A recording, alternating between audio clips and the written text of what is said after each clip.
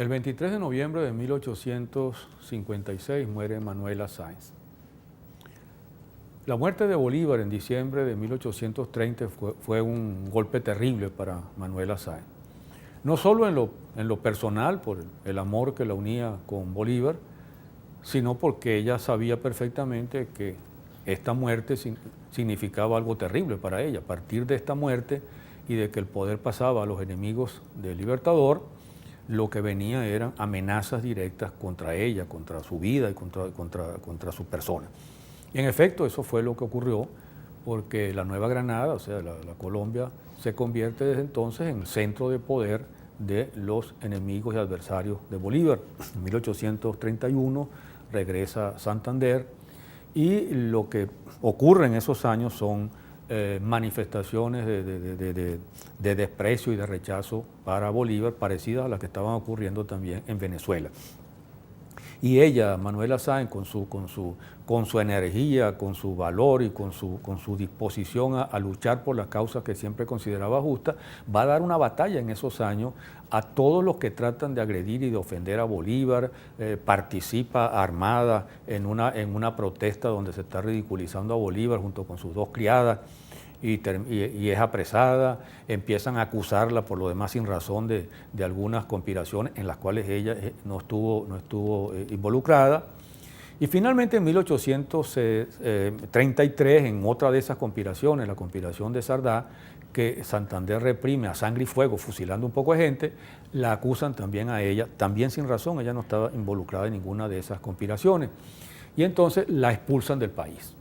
La expulsan del país, cosa que tienen que hacer casi a la fuerza, y finalmente ella se tiene que trasladar a Cartagena y de Cartagena se va a Jamaica, pues en ese año de 1833. Ella pasa un año en Jamaica y un año que prácticamente no se sabe prácticamente nada de ella, pues un año casi ignorado de su vida, pero ella quiere por supuesto regresar y en este caso regresar a Ecuador, que es su patria, que es su país. Le escribe una carta a Juan José Flores, venezolano que ha sido que es el jefe pues, del gobierno ecuatoriano, el que ha logrado la separación de Ecuador de la Gran Colombia, y espera respuesta de esa carta y Flores, que es su amigo, no le responde, no hay ninguna manera de que tenga una carta de respuesta, y finalmente ya decide irse al Ecuador por su cuenta. Se va al Ecuador, en 1835, ella llega a Guayaquil y decide subir hacia Quito, pero cuando está subiendo hacia Quito, llega una comitiva militar a detenerla. Y hay una carta que le dice que ella tiene que salir del Ecuador, o sea que la están botando de su propia patria, de su propio país. El pretexto que se dice es un pretexto que no tiene mucho sustento. Hay una pelea, todo el año anterior ha habido un combate, un forcejeo entre Flores y Vicente Rocafuerte, que se oponen rotundamente por el poder. Rocafuerte quiere votar a los venezolanos del Ecuador, Flores tiene el apoyo de una parte de la oligarquía, se enfrentan los dos y en Miñarica finalmente llegan ellos a un acuerdo y el acuerdo es que Flores se va a quedar con el ejército y le va a entregar momentáneamente por un periodo la presidencia a Rocafuerte. Lo que se dice, lo que se da como razón para expulsarla es que un hermano de Manuela, que es coronel, ha participado en la rebelión contra ambos, contra Flores y Rocafuerte, y lo han capturado, lo han fusilado, lo han asesinado prácticamente. Ella entonces es expulsada de su patria, del Ecuador, y se le indica que tiene que ir al puerto más cercano hacia el sur, y el puerto más cercano hacia el sur está en el Perú y es el puerto de Paita. Y ella va a vivir en Paita y va a pasar el resto de su vida hasta 1856 en ese puerto perdido. Es un pueblucho por allí, polvoriento, sucio, abandonado, con unos muelles, pues con un puerto, con un burdel, por supuesto, para atender a los marinos que llegan allí y donde prácticamente no ocurre nada. Se instala ella allí, va a adaptarse a esa vida de pobreza, de dificultades. La gente de Paita prácticamente no la conoce mucho, pero empiezan a conocerla, empiezan a apreciarla, a admirarla por su belleza, por su trato, por su dignidad y por su solidaridad. Y ella empieza de alguna manera a tratar entonces de vivir un poco de su vida, vivir de sus recuerdos, con sus libros, con sus textos y con sus cartas y con su pensamiento. Su vida pues va a transcurrir allí en en ese territorio de Paita. Ella se va a dedicar, una mujer que ha combatido, que ha sido coronela, que ha combatido en la guerra, que ha tenido toda la figuración, a hacer justamente bordados, tejidos junto con sus criadas y a vender pasteles. Y va a llevar entonces esa vida por tiempo.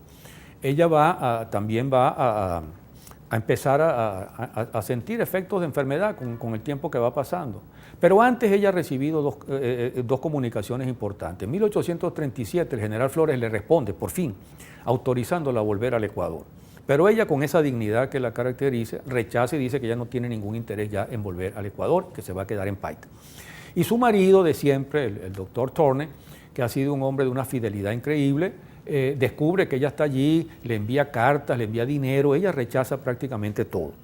Su marido es asesinado de una manera fea por unos bandidos y le ha dejado antes como herencia la hacienda. Pero ella sabe que ella no merece esa hacienda después de la relación que ha tenido con él y la rechaza y sigue viviendo allí en Paita. Ella estaba acompañada allí por sus dos criadas negras, una de las cuales se murió y fue reemplazada por otra criada más joven. Y de repente en 1856 le llega la muerte, y le llega la muerte de una manera sorpresiva y terrible. En noviembre de ese año llegan al puerto de Paita unos marinos en un barco y vienen enfermos de difteria. Inmediatamente se desata en el pueblo una terrible epidemia de difteria, empieza a morir la gente, sus dos criadas se enferman y mueren de difteria y también ella es atacada. Y la difteria es algo terrible, algo horroroso, porque es un ataque justamente al aparato respiratorio, a la garganta. Además de la fiebre, los dolores terribles, viene la asfixia. Y Manuela tiene una muerte muy dolorosa, una muerte terrible. Y lo más grave no es eso, sino que una vez muerta, lo que se hace allí, en ese momento, para tratar de parar la epidemia, es tratar de destruir y de quemar todas las pertenencias de todos los infectados. Y todas sus pertenencias, su baúl de recuerdos, de papeles, de documentos invalorables, lo mismo que su ropa, todo eso es incinerado. Y ella misma muere y es enterrada en una fosa común junto con otros enfermos, y todo indica que los propios restos fueron también quemados. De tal manera que de ella desapareció prácticamente todo. Y lo que se ha hecho recientemente aquí, traer un poco de tierra de Paita, que es lo más cercano a ella, y llevarlo al Panteón Nacional, ha sido un gesto para recordarla y para unirla a Bolívar. De todas modas, Manuela Sáenz, como yo lo he dicho muchas veces, no es meramente la amante de Bolívar ni la libertadora del Libertador. Fue una mujer revolucionaria que antes de conocer a Bolívar combatió, peleó, que después de conocer a Bolívar siguió peleando, que fue coronela de Ayacucho. Es decir, que amó a Bolívar, pero que no se reduce exclusivamente a eso, sino que fue una de las grandes mujeres del proceso de independencia hispanoamericano.